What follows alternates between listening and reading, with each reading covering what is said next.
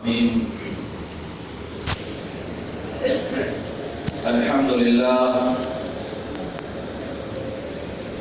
لله رب العالمين، والصلاة والسلام على سيد الأنبياء والمرسلين وخاتم النبيين سيدنا محمد وآله وصحبه أجمعين، ومن تبعهم بإحسان ودعا بدعوتهم إلى يوم الدين. أما بعد، عن أبي أيوب الأنصاري رضي الله عنه قال: قال رسول الله صلى الله عليه وسلم: أربع من سنن الأنبياء: الحياء والتعتر والسواك والنكاح، أو كما قال عليه الصلاة والسلام. رواه الترمذی. محترم بزرگوں، دوستوں اور دینی بھائیوں،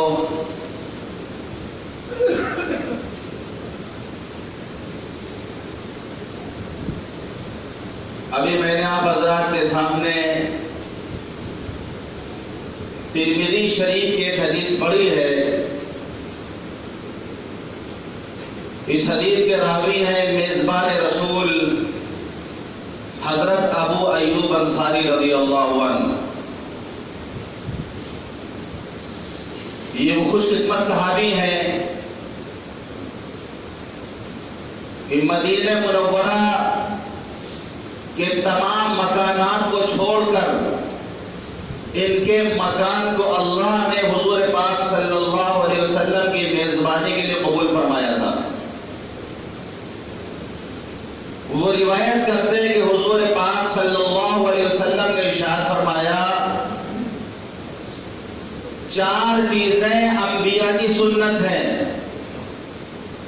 تمام انبیاء کی مشترک سنت ہے. چار چیز. نمبر 1 الحیاء، حیا، شرم. سارے انبیاء کے سردار جناب محمد رسول اللہ صلی اللہ علیہ وسلم کے بارے میں آتا ہے کہ آپ کنواری لڑکی سے بھی زیادہ حیادار تھے. اور آپ نے فرمایا: الحیاء من الایمان والایمان فی الجنہ. یہ حیا ایمان میں سے ہے اور ایمان کا مقام جنت ہے، اور بے حیائی بدکاری میں سے ہے اور بدی کا ٹھکانہ جہنم ہے. آپ نے فرمایا حیا اور ایمان دونوں ساتھ ساتھ چلتے ہیں. حیا اور ایمان دونوں ساتھ ساتھ چلتے ہیں. اگر ایک الگ ہوگا تو دوسرا بھی الگ ہو جائے گا. یعنی اگر حیا نہیں ہے تو ایمان بھی نہیں ہے، اور اگر ایمان نہیں ہے تو حیا بھی نہیں ہے. اس لیے فرمایا گیا: اذا لم تستحی فاصنع ما شئت، کہ اگر تمہارے اندر حیا نہ ہو تو جو چاہے تم کرو.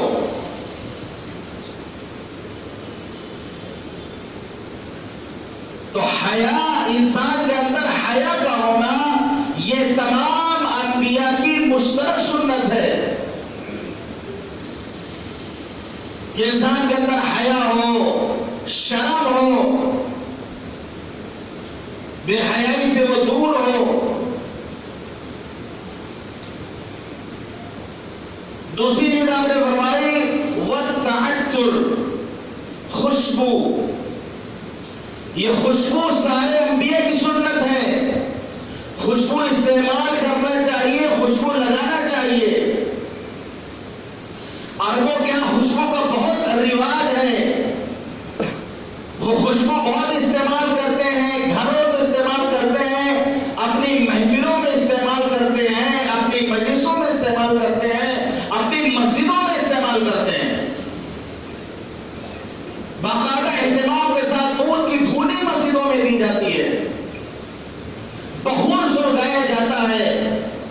تاکہ مسجد کے اندر خوشبو ہی خوشبو ہو.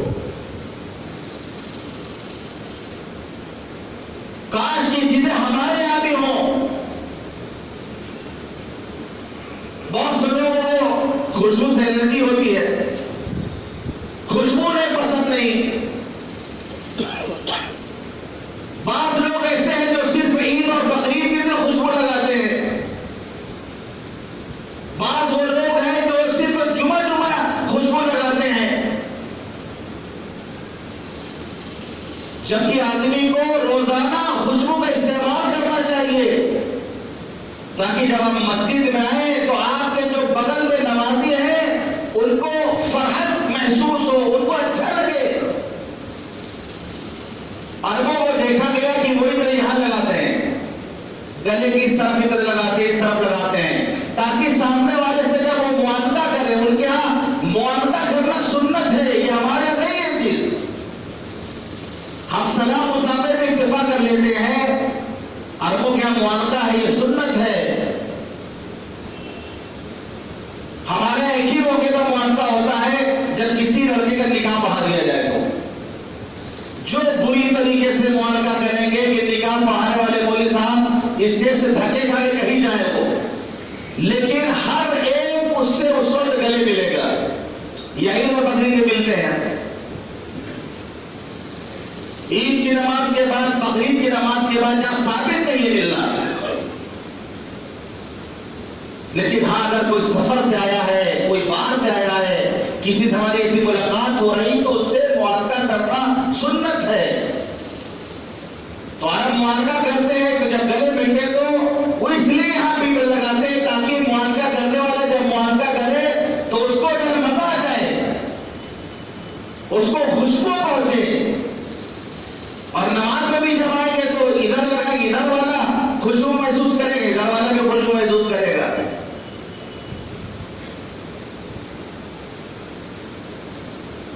اتنا خوشبو یہ انبیاء کی سنت ہے، تمام انبیاء کی سنت ہے.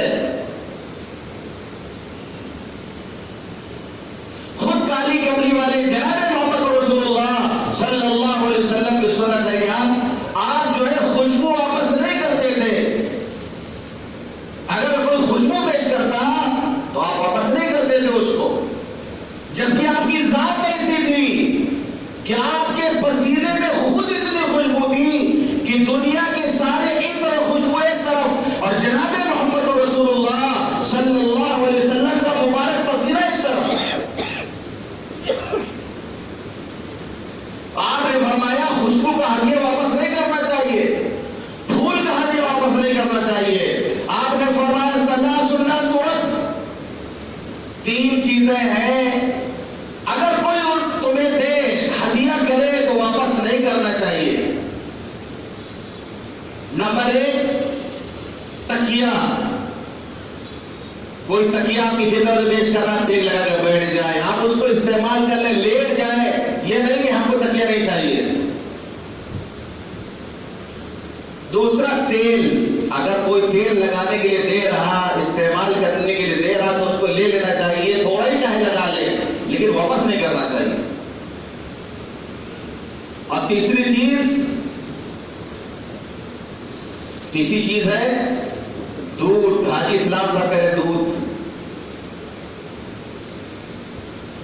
تیسری چیز دودھ کا ہدیہ اگر جو ہے پیش کیا جائے تو اس کو قبول کرنا چاہیے، چاہے تھوڑا ہی اس کو استعمال کرے. ہم لوگ گئے تھے جب مکے مدینے میں تو اونٹنی کا دودھ تازہ دودھ کر کے وہ دیتا کرتا ہے پینے کے لیے، پینا اس میں چھاپ ہوتا ہے. لیکن اب اس کو کسی طرح پیا گیا، اس کو ایک گھونٹ ہی استعمال کیا گیا یہ سمجھ کر کہ حضور پاک صلی اللہ علیہ وسلم اونٹنی کا دودھ استعمال فرماتے تھے. سنت سمجھ کر کے اس کو ایک گھونٹ، جو عورتیں ہمارے ساتھ تھیں ہم نے اسے کہا، ان لوگوں نے کہا کہ پی نہیں سکتے ہم لوگ. جو مرد تھے وہ تو تھوڑا بہت ان لوگوں نے پی لیا، عورتیں پینے کے لیے تیار نہیں. میں نے کہا صرف انگلی لگا لیجیے، چاٹ لیجیے آپ اس کو. اس میں بھی ایک آدھ عورتوں چاٹنے کے بعد ایسا لگتا کیا کر دیں گے وہ لوگ.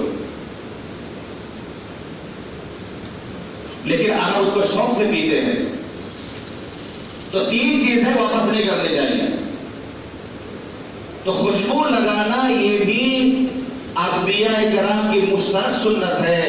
ہم بھی اس کا اہتمام کریں. گرمی کا مہینہ آنا، اب پسینہ نکلے گا، مسجد میں آئیں گے، ہر آدمی کا پسینہ، اور جو ہے جب اے سی چلے گی اور گیٹ بند ہو جائے گا تو وہ ایک جو ہے مجموعہ طرح تیار ہو جاتا ہے. وہ سب کے پسینے کے بندوں مل کر ایک الگ مجموعہ تیار ہو جاتا ہے.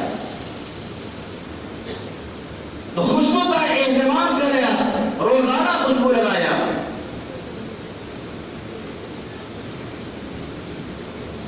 تیسری چیز کیا ہے؟ السواک، مسواک کرنا. مسواک کرنا تمام انبیاء کی سنت ہے، اور خود حضور پاک صلی اللہ علیہ وسلم کی ایسی محبوب سنت ہے کہ حضرت عائشہ فرماتی ہے کہ آپ جب گھر میں داخل ہوتے سب سے پہلا کام جو آپ کرتے وہ مسواک کرتے. جب بھی آپ نیند سے بیدار ہوتے آپ مسواک کرتے.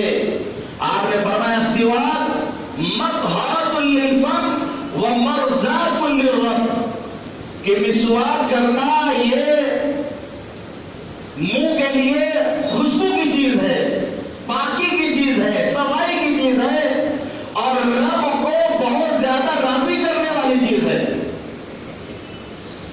آپ نے فرمایا کہ اگر مجھے یہ خیال نہ ہوتا کہ میری امت مشقت میں پڑ جائے گی کہ لَأَمَرْتُهُمْ بِالسِّوَاكِ عِنْدَ كُلِّ صَلَاةٍ، میں انہیں ہر نماز کے وقت مسواک کرنے کا حکم دیتا کہ پہلے بھی مسواک کریں، وضو کریں، پھر نماز پڑھیں.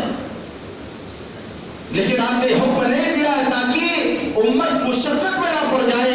لیکن ترغیب دینے کے لیے آپ نے ضرور ارشاد فرمایا کہ جو نماز بغیر مسواک کیے وضو سے پڑھی جائے، اور جو نماز اس وضو سے پڑھی جائے جسے مسواک کیا گیا ہو، 70 گنا زیادہ فضیلت رکھتی ہے. مسواک کر کے آپ وضو کریں اور نماز پڑھیں تو 70 گنا زیادہ ثواب ملتا ہے. 10 گنا 20 گنا نہیں، 70 گنا زیادہ ثواب. ترغیب دینے کے لیے تاکہ ایک امتی مسواک کا استعمال کرے، اس سنت کو زندہ کریں.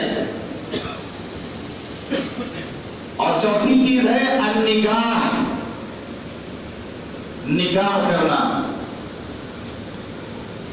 تمام انبیاء کی مشترکہ سنت ہے، خود حضور پاک صلی اللہ علیہ وسلم کی محبوب سنت ہے نکاح. آپ نے کئی نکاح کیے. فرمایا نکاح میری سنتی، نکاح میری سنت ہے. اور ایک موقع میں فرمایا فمن رغب عن سنتی فلیس منی، کہ جو میری سنت سے اعراض کرے وہ ہم میں سے نہیں ہے. نکاح یہ سنت ہے، نکاح عادت نہیں عبادت ہے. نکاح دنیا کی کوئی چیز نہیں بلکہ دین کا ایک بہت بڑا کام ہے. آپ نے فرمایا اعلنوا هذا النکاح واجعلوه في المساجد، نکاح کا اعلان کرو، نکاح کا اعلان کرو اور مسجدوں میں نکاح کو پڑھاؤ.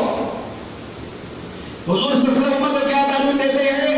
اعلنوا هذا النکاح واجعلوه في المساجد، نکاح کا اعلان کرو اور مسجدوں میں نکاح ہو. آج یہ حکم چھوڑ چکے ہیں. جمعہ کے دن مسجد میں نکاح پڑھانا یہ سنت ہے.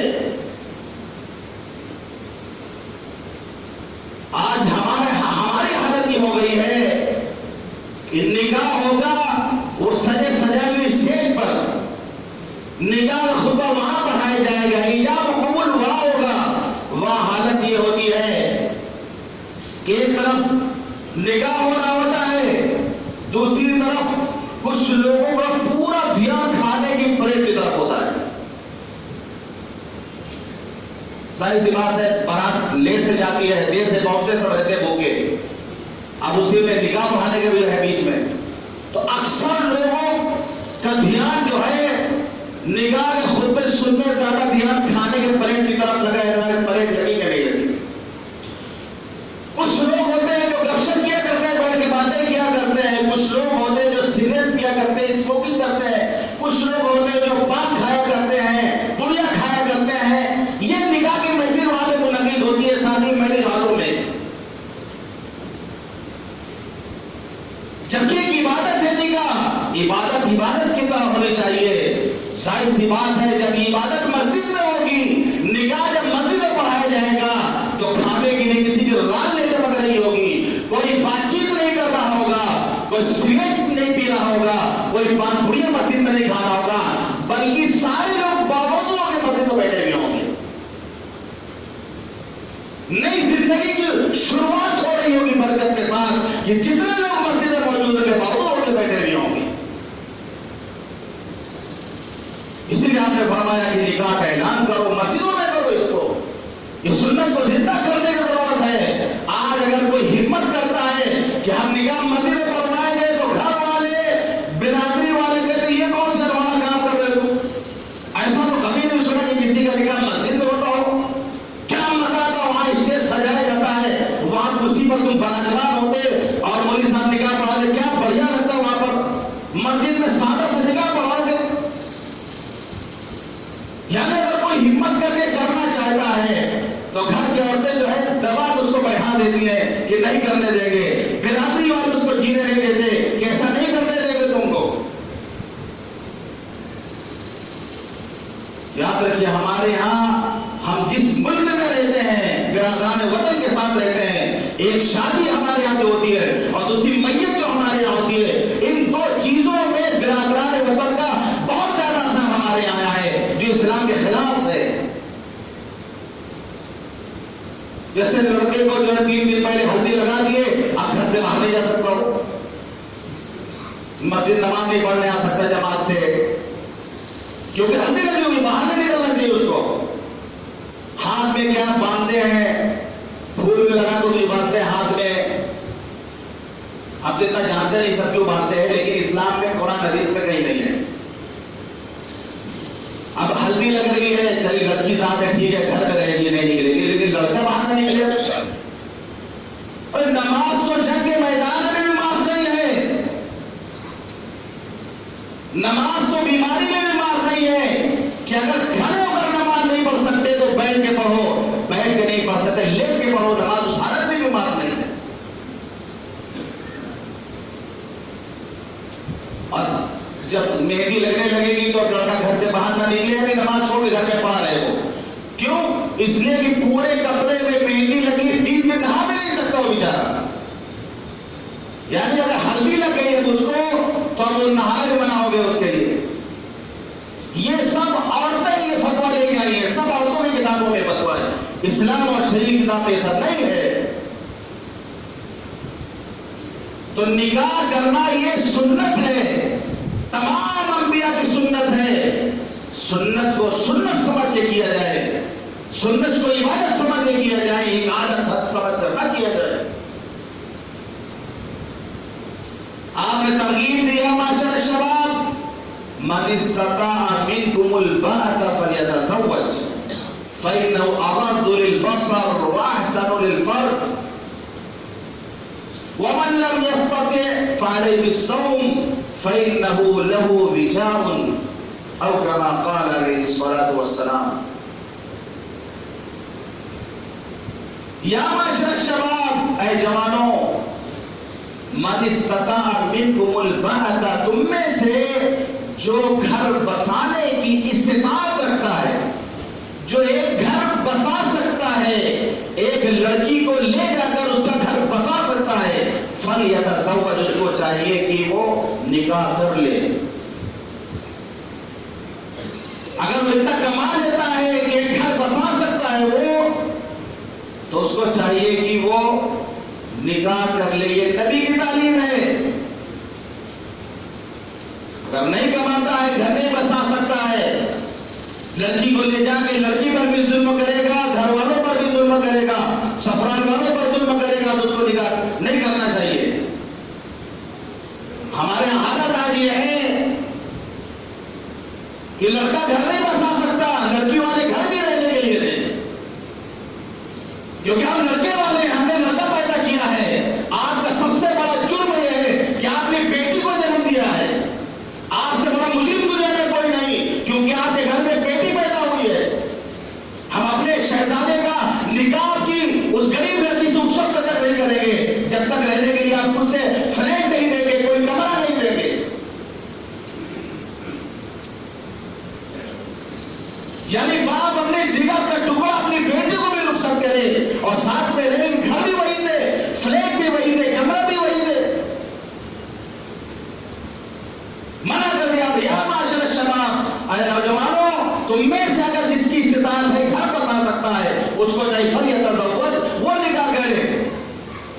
فَإِذَا أَغَضُّ الْبَصَرَ، نگاہ ہونے کے بعد نگاہیں چھپ جاتی ہیں.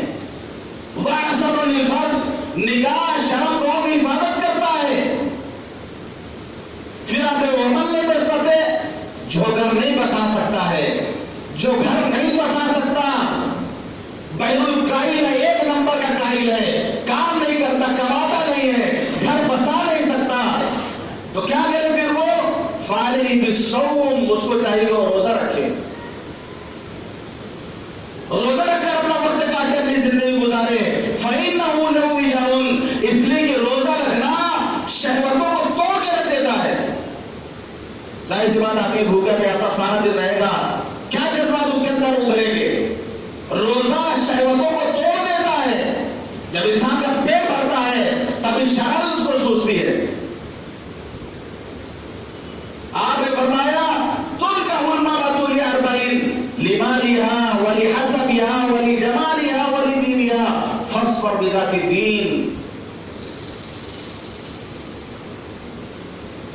آپ نے فرمایا عورت سے 4 چیزوں کی وجہ سے شادی کی جاتی ہے. لِمَالِهَا، اس کے مال و دولت کو دیکھ کر. لالچی لوگ ہوتے ہیں وہ جو مال دیکھتے ہیں کہ یہاں سے جہیز کتنا ملے گا، یہاں سے مال کتنا ملے گا، مال دیکھ کر شادی کرتے ہیں. وَلِحَسَبِهَا، اس کے حسب و نسب کو دیکھ کے شادی کی جاتی ہے. وَلِجَمَالِهَا، اس کی خوبصورتی کو دیکھ کر شادی کی جاتی ہے. وَلِدِينِهَا، دینداری کو دیکھ کر شادی کی جاتی ہے.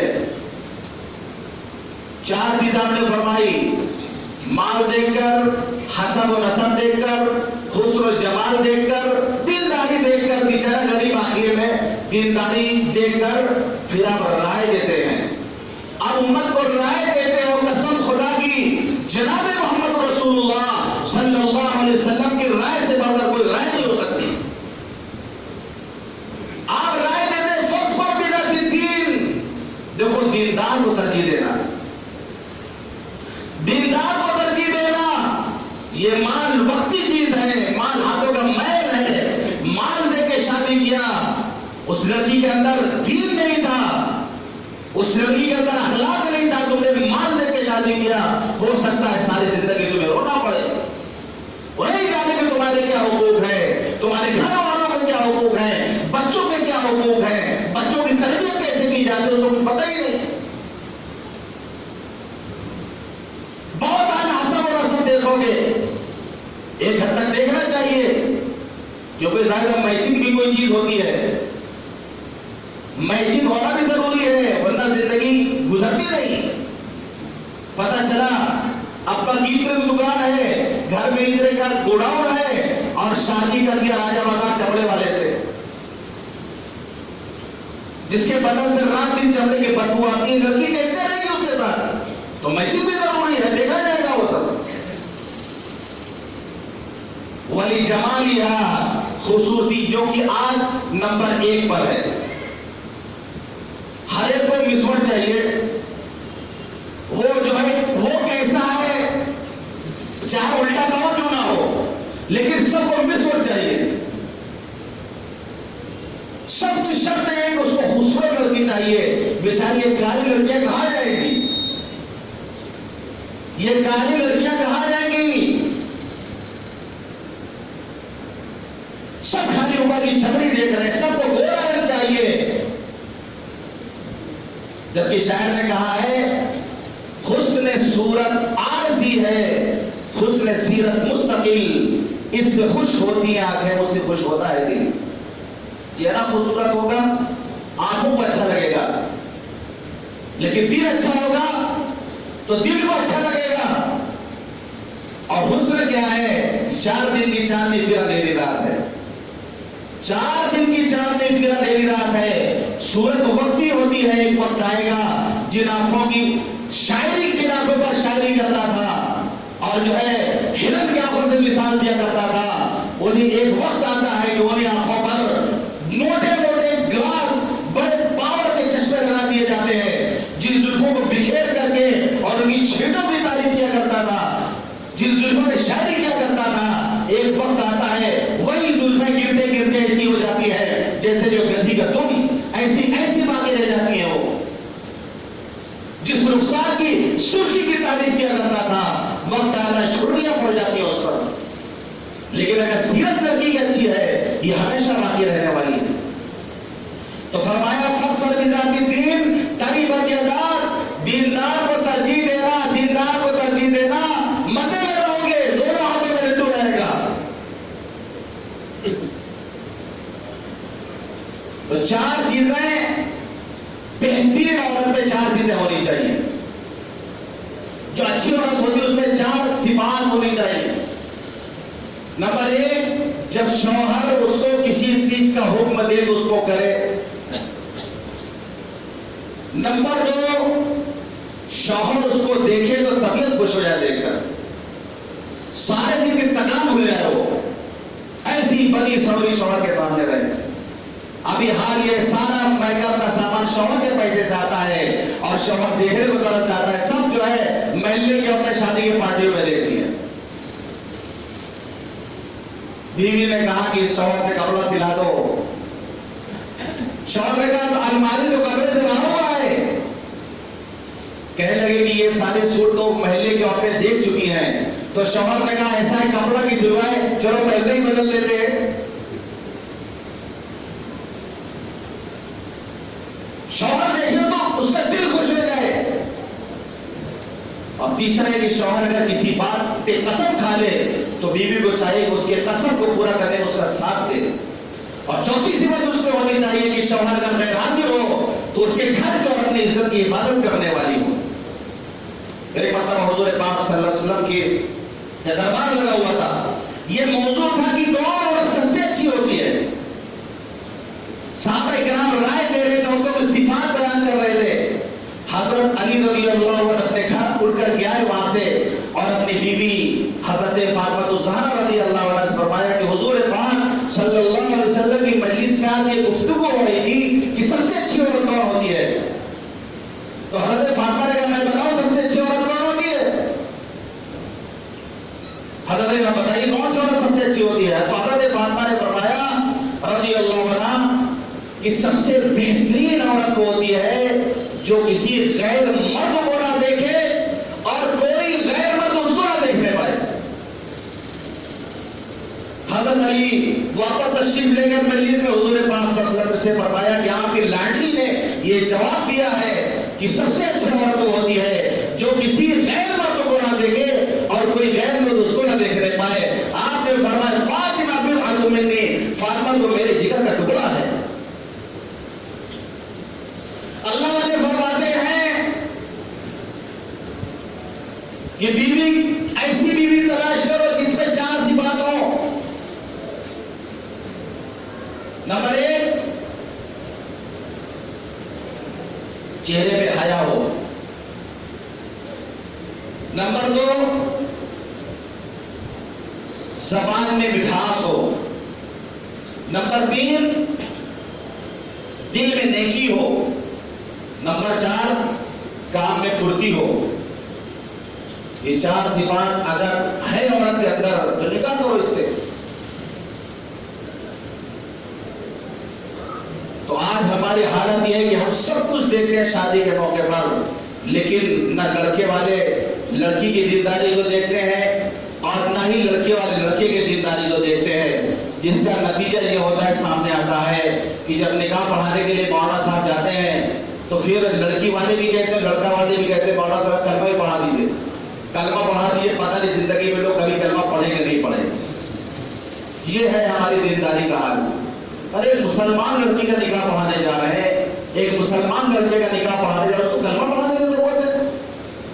نبی نے صحابیات کا نکاح پڑھایا، صحابہ کرام کا نکاح پڑھایا. کہیں ہے حدیث میں کہ ہم نے کلمہ پڑھایا ان کو؟ یہ افسوس کی بات ہے، سوچنے والی بات ہے کہ آج ہمارا حال کیا ہے، کہ آج ہماری جو آنے والی نسل ہے ان کا کیا حال ہوگا. اس کی فکر کرنی ہے کہ ہم دین پہ محنت کریں کہ ہمارا خاتمہ بھی ایمان پہ ہو سکے، اور اتنی محنت کرنی ہے کہ ہمارے آنے والی جو نسل ہے وہ ایمان پہ کیسے باقی رہے، ایمان کو کیسا خاتمہ ہو. تو جمعے کی نماز کے بعد نکاح ہوگا. بہت خوشی کی بات ہے کہ جمعے کے دن مسجد میں نکاح ہوگا، یہ سنت ادا ہوگی. آپ تمام حضرات تشریف رکھیں گے، انشاءاللہ کچھ باتیں اس وقت بھی آپ کی جائیں گی. اللہ تعالیٰ ہم سب کو کہنے اور سننے عمل کرنے کی توفیق عطا فرمائے. وآخر دعوانا